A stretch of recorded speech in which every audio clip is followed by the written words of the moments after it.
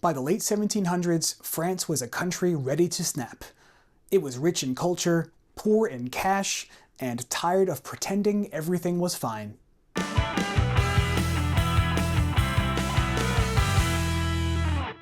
Last time, we looked at Enlightenment ideas, reason, liberty, equality, and how rulers like Frederick the Great and Catherine the Great sort of tried to put them into practice. Well, in France, those ideas didn't just inspire reforms, they helped inspire a revolution. By the late 1700s, France looked powerful on the outside. It was the most populous nation in Europe, rich in culture and home to philosophers who shaped the Enlightenment itself. But beneath the powdered wigs and fancy palaces, the country was falling apart. First, the social system was not great. French society was divided into 3 estates. And no, it wasn't like real estate, because if you were in the 3rd estate, you couldn't afford any. The first estate was the clergy, who owned about 10% of the land and paid almost no taxes. The second estate was the nobility, who held top jobs in government and the army, also paying little to no taxes. And the third estate, which made up about 97% of the population, did almost everything else: farming, working, paying taxes, and carrying the country on their backs. Even some middle-class professionals and merchants were wealthier than minor nobles, but because they weren't born into privilege, they had no political power or social status. In France, money could buy you comfort, but not respect. Enlightenment ideas about equality and natural rights made people start asking, why do few people live in luxury while everyone else struggles? Then came the financial problems. France was basically broke. Years of bad harvests led to food shortages, and the government kept spending like a teenager with their first credit card. Wars didn't help either, especially the American Revolution, which France helped fund mainly to spite Britain. It was great for the Americans, but terrible for France's wallet.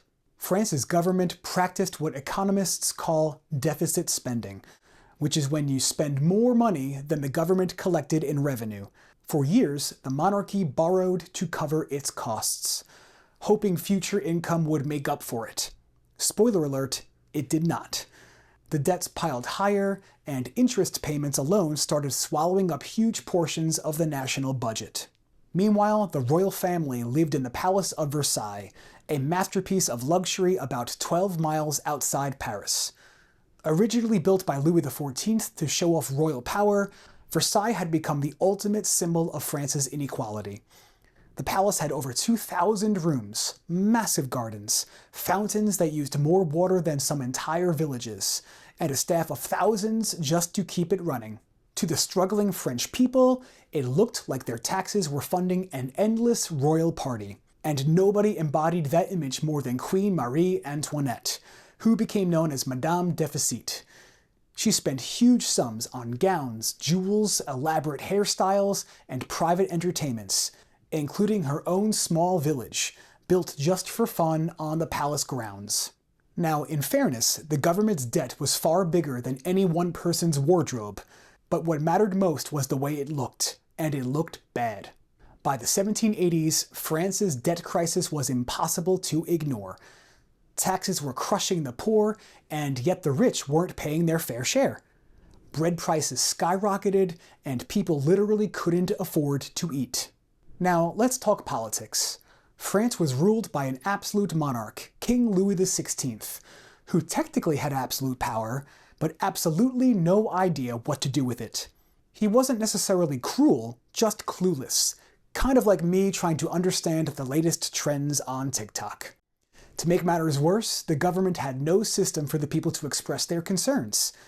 The Enlightenment had taught citizens to question authority, but Louis and his advisors were not ready to listen. So when reform was needed most, nothing changed, and that silence only made things worse. Thinkers like Rousseau, Voltaire, and Montesquieu had spent decades criticizing inequality and absolute monarchy.